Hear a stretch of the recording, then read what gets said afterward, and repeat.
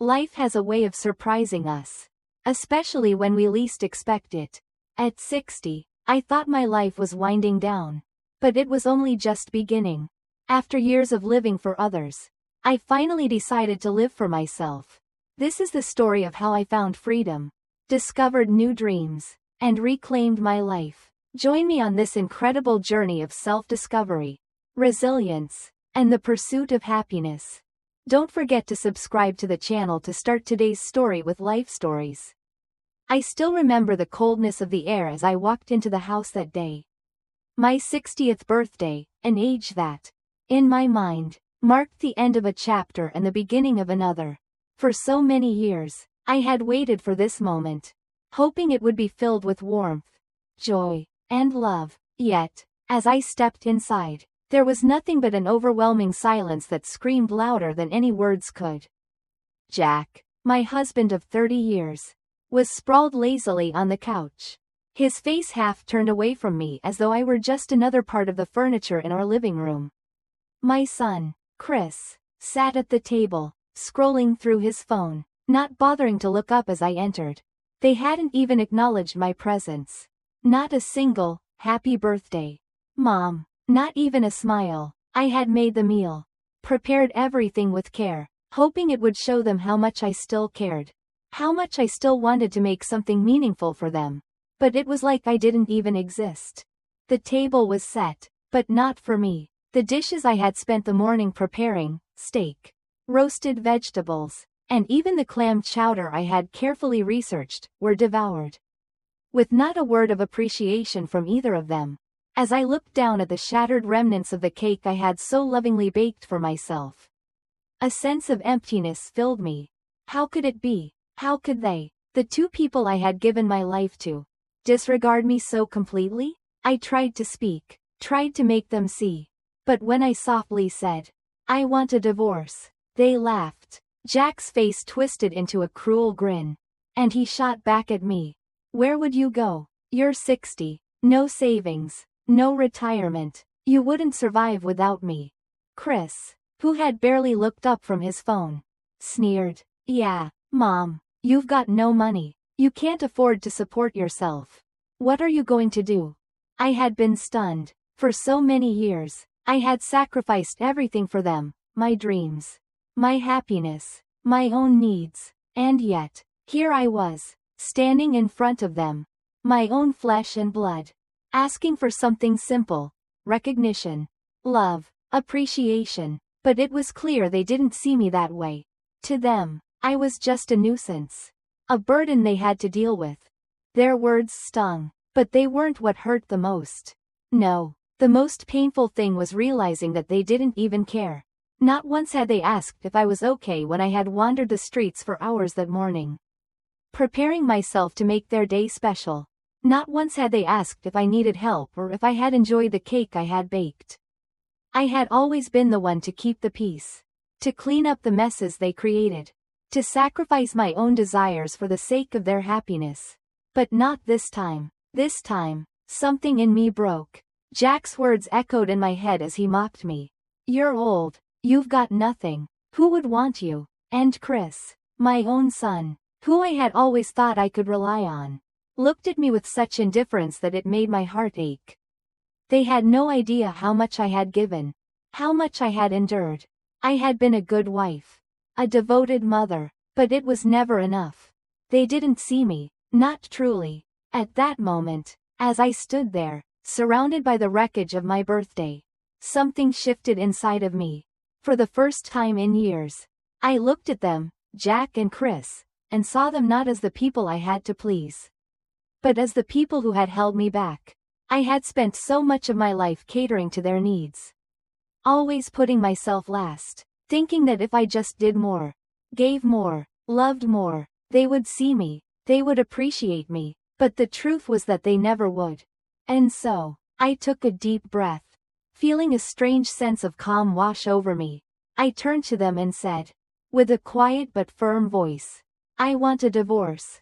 Their reactions were exactly what I had expected. Jack's face turned red with fury, his mouth opening in disbelief. "What are you going to do?" he spat, his voice dripping with contempt. "You're too old. No one will ever want you." But I didn't flinch. I didn't care. I had lived my life for them. Always afraid to ask for what I needed. Always afraid to be selfish. But that was over. I wasn't going to live in their shadows any longer. I walked out of the room, feeling lighter than I had in years. The weight of their indifference was no longer mine to carry. I didn't know where I would go or what I would do. But for the first time in decades, I felt a glimmer of hope. Maybe, just maybe, there was a life waiting for me. A life where I didn't have to be anyone's servant. Where I could finally live for myself. The days after I left Jack were strange. There was a silence in the air that seemed to follow me everywhere I went. But it wasn't the same kind of silence that came with their indifference. This silence was different. It was filled with possibility. With a strange sense of freedom that I had never allowed myself to experience. For so long, I had been trapped in a life that wasn't truly mine. I had lived for them, Jack, Chris, believing that my own desires were unimportant. That I had to fulfill a role that had been handed to me. But now, with the divorce papers signed and Jack out of my life, I had no idea where to begin. I called my best friend, Karen, and told her everything. The moment I spoke the words, "I'm free," she screamed in delight on the other end of the phone. She had been there for me through thick and thin, always offering a listening ear when Jack's cruel words had worn me down. But even she couldn't have predicted the adventure that was about to unfold.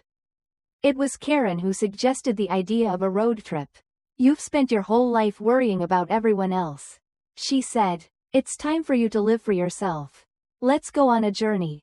Let's see the world through new eyes." I had never been one for adventure. Always too preoccupied with the responsibilities of home and family. But something in Karen's voice, the spark of excitement that I hadn't heard in years, stirred something deep inside me. Perhaps it was time for me to take a chance. To step outside the comfort zone I had built for myself all those years. And so, we made plans. We set out with no destination in mind. Just the open road and the promise of something new. We rented an old camper van. And I had to laugh as I realized how little I knew about such things. I had spent most of my life making sure everything around me was perfect. But now, I was embracing imperfection, embracing the idea of not having control over every little detail. The first few days were filled with the simple joys of being free. Karen and I talked about everything and nothing, our dreams, our fears, the roads we had taken, and the roads we had yet to travel. As we drove, I began filming little videos of our journey. I didn't know much about social media, but Karen helped me set up a simple account. We called it the Runaway Diaries.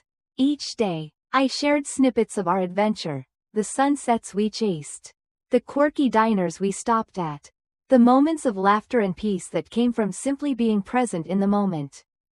To my surprise, people started watching. At first, it was just a few comments. But then more and more people began following us. They said things like, "I want to live like this when I'm 60. Or, "You're living the dream." And in those moments, I realized something profound. I had been waiting my entire life for someone else to tell me it was okay to be happy. To be free. But now, in my 60th year, I was telling myself, I was living for me. I wasn't someone's wife or mother anymore.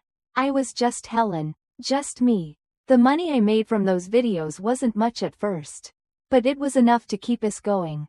And with every new follower, every new comment of encouragement, I felt a sense of purpose I had never known before. I was finally doing something just for me. I wasn't waiting for approval. And I wasn't shrinking myself to fit into the mold I had lived in for so long. And yet, despite all the joy and freedom, there were moments when I thought of Jack and Chris. They were still a part of my life.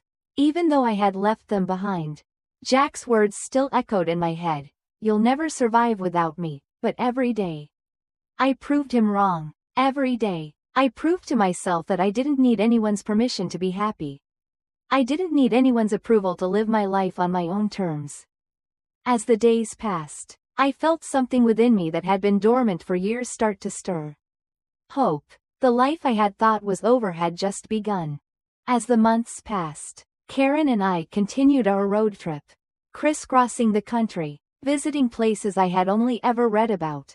Every new city, every new face, every conversation with a stranger felt like a revelation. I had spent so many years bound by the expectations of my family and society, never allowing myself the luxury of simply being, of being present in my own life. But now, I was doing exactly that. I was living, not just existing, and it felt like the most extraordinary thing in the world. One evening, after a particularly long drive through the mountains, we found ourselves in a small town by the coast. The sun was setting, casting a golden glow over the ocean, and as we sat on the beach watching the waves roll in, I felt a sense of peace I had never known before. I had no worries, no responsibilities, no one to please but myself. For the first time, I wasn't a mother, a wife, or a daughter. I was simply Helen, and that was enough. Karen and I sat there in silence, our feet buried in the sand, watching the sky turn from gold to purple to black. The sound of the waves became a lullaby, calming and soothing. We had been talking about the future, about what came next, and Karen had suggested that we make the road trip permanent. "Let's not stop, Helen," she said with a grin. "Let's keep going. Let's keep living this way." It was a dream, one that I hadn't even allowed myself to think about until now. But suddenly, it felt possible. Possible was the key word. A word I hadn't known in a long time. We decided to continue our journey, to keep recording our life as we went. But now, there was a new energy to it. I wasn't just posting for fun anymore. I was posting to inspire others. I wanted to show them that life didn't end at 60. In fact, it could be the best time of your life. There were no rules, no limitations. You could start over whenever you wanted. And that's exactly what I did. My small following grew into something much larger. People, mostly younger, began commenting, asking for advice, expressing their admiration. "You're living my dream," they would say. "How'd I start my own journey?" And in that moment, I realized something that I had missed for so many years. It wasn't about the money. It wasn't about fame. It was about the connection. It was about showing others that it was never too late to be who you truly are. But even as I embraced this new chapter of my life, there were still moments when I thought of Jack and Chris. I had heard from them a few times. Jack had called once, his voice thick with anger, demanding to know if I was living off the money I took in the divorce. And Chris, well, he had started calling too. But instead of asking how I was, he would say things like, "Mom, you must be making a lot of money now. Dad's not doing well without you. He can't even take care of himself." His words made my heart ache. But there was something else too, something I couldn't ignore.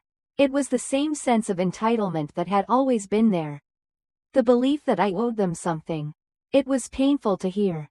But at the same time, I knew I couldn't let them back in. They had had their chance. And I had been patient for so long. But now, it was my turn. I blocked their numbers. I didn't want to hear the guilt, the manipulation. I had finally let go of the past. And I wasn't going to let them pull me back into a life I no longer wanted. I had no intention of going back. I had learned that no matter how much I loved them, no matter how much I had given, I could not let their selfishness and demands define me. I had spent my entire life compromising for them, putting my own needs aside to take care of their wants. But now, I was living for myself. And for the first time, I was finally free. As the days passed and the road stretched endlessly before me, I realized that life had only just begun. At 60, I had thought I was reaching the end of my journey. But instead, I had only unlocked a new chapter. The freedom, the peace, the joy of living authentically. It was everything I had ever longed for but never allowed myself to fully embrace. I wasn't just surviving anymore, I was thriving. Karen and I continued our travels, capturing moments, sharing stories, and connecting with people who, like me, were searching for something more in life. The videos we posted, the moments we shared, became a beacon of hope for so many others. I never imagined that my story, my journey, would inspire others, but it did. It resonated with people from all walks of life who felt they, too, had been trapped, waiting for the permission to live for themselves. I had spent so many years living for others, thinking that my worth was tied to what I could give to my family, to the world. But now, I had finally learned the most important lesson of all. The most precious gift we can give ourselves is the freedom to live our own truth, no matter the age. As I stood on the cliff, looking out at the endless horizon, I realized that I wasn't just living my dream. I was finally free, and that was more than enough. Don't forget to subscribe to the channel to follow new videos of life stories. Your journey to freedom begins now.